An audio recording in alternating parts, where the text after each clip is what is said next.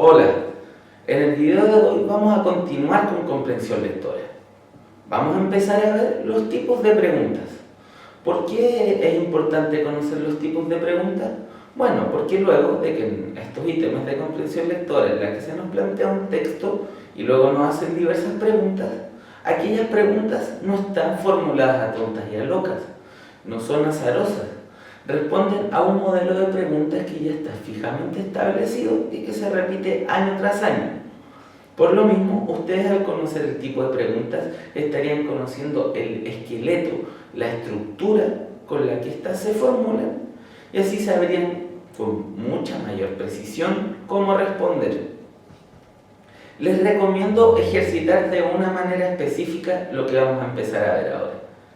Yo les voy a decir cuáles son los tipos de preguntas, en qué consisten y cómo están formuladas. Una buena manera para ejercitar y aprenderse esto es que ustedes elaboren sus propias preguntas a partir del modelo que yo ahora les quiero entregar. Haciendo esto, elaborando ustedes las preguntas, van a incorporar de una manera mucho más profunda estos contenidos, estos mecanismos y van a poder distinguir estas estructuras cada vez que aparezcan. En un principio puede ser un poco trabajoso, pero les aseguro que los resultados serán bastante provechosos. Vamos a empezar con las preguntas de comprensión literal. Las preguntas de comprensión literal son aquellas en las que el enunciado dice, se afirma o dice, se enuncia, se dice, se expresa. Por ejemplo, en el párrafo X se dice que, según el texto. En este tipo de preguntas nosotros nos tenemos que limitar a lo que se está diciendo textualmente. ¿Qué quiere decir esto? No hay que hacer inferencias.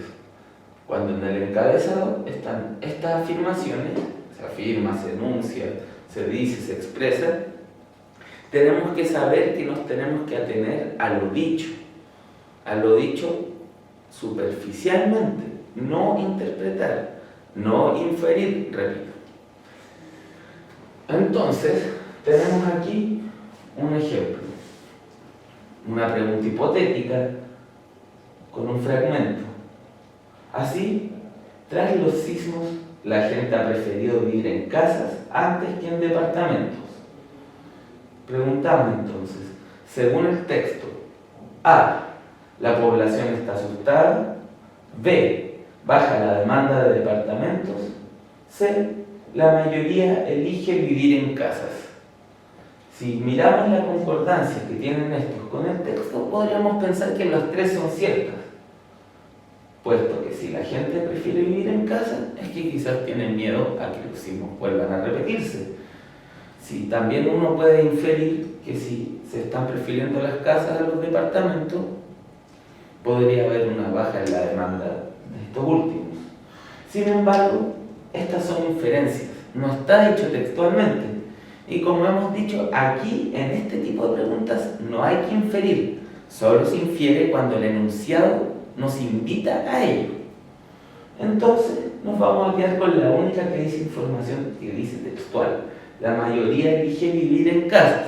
Claro, no está dicho con las mismas palabras. Seguramente en la PSU tampoco va a aparecer con las mismas palabras. Lo que ustedes deberían hacer es ver si alguna expresa con sinónimos lo que está escrito en el texto. Pues habitualmente, para aumentar el grado de dificultad, aparece dicho exactamente lo mismo, pero con sinónimos. B. Preguntas de síntesis o globalización de la información. En este tipo de preguntas, como dice el nombre, se evalúa nuestra capacidad de síntesis y nuestra capacidad de análisis. Consisten en tratar de hacernos ver un sentido global del texto. Esto significa el resumen de las ideas que contienen. Tenemos que tener la habilidad de poder distinguir las ideas principales de las ideas secundarias y ver cómo las ideas principales se van desarrollando a lo largo del texto. Este tipo de preguntas puede referirse o a un párrafo, cuál es la idea central de un párrafo en específico, o del texto en general. Tenemos, por ejemplo, los enunciados típicos de estas preguntas son: la idea central del texto es, El enunciado que expresa mejor el párrafo es. ¿Qué enunciado sintetiza mejor el párrafo? El título que más se adecua al texto. En todos estos casos, tenemos que encontrar en una frase, en un enunciado, un resumen de todo lo que hemos leído. Pongamos un ejemplo, el siguiente texto. No solo hubo vanguardismo literario en Europa, América Latina tuvo sus movimientos de avanzada propios. Argentina tuvo al ultraísmo, México al estridentismo y Chile, de mano de Huidobro, el creacionismo. ¿Cuál es el título más adecuado? Antes que todo, habría que reconocer cuál es la idea principal y cuáles son las ideas secundarias. Ideas secundarias vamos a llamar a todos aquellos enunciados que afirman algo que, sin embargo, no es el sentido global del texto. Por ejemplo, no solo hubo vanguardismo literario en Europa. Aquí se nos está dando la información que hubo vanguardismo literario en Europa. Sin embargo, esto es dicho para apoyar lo siguiente. América Latina tuvo sus movimientos de avanzada propios.